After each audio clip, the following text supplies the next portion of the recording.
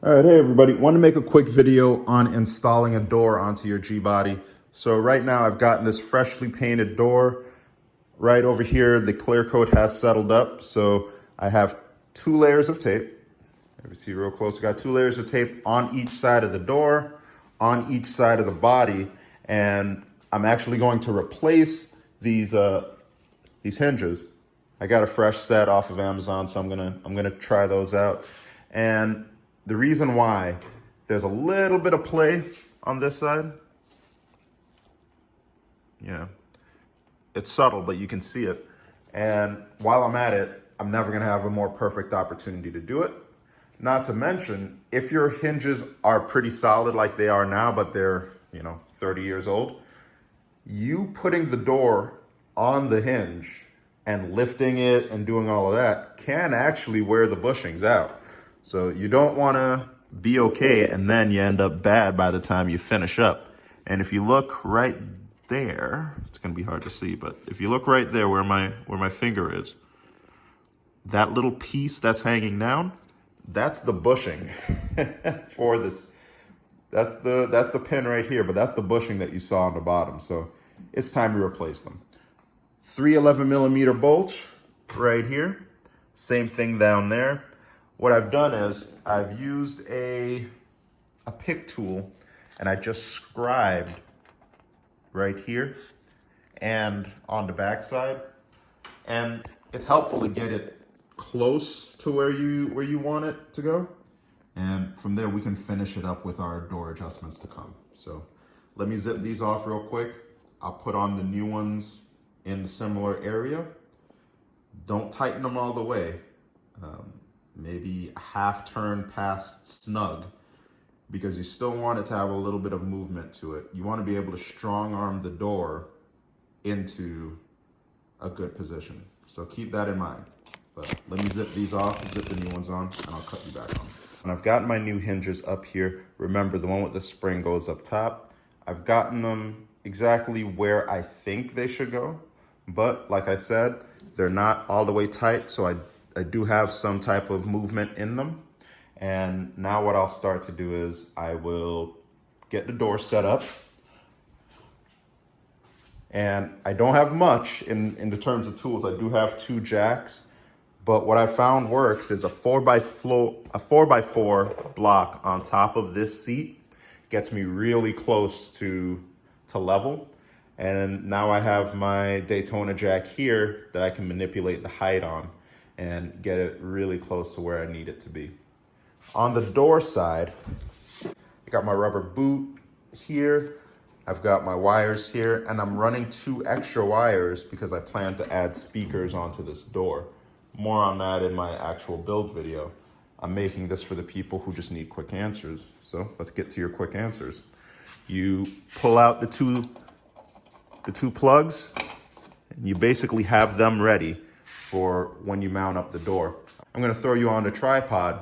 I'm gonna set the door on this pad, lining up as closely as possible to the lines here, and I'll get my bolts ready and start to screw them in. Now, don't cross thread anything, and if it's not going, take a step back, don't force it. You don't want to draw in the door by screwing in the bolts. You're going to be in a world of hurt otherwise. Let's get to it.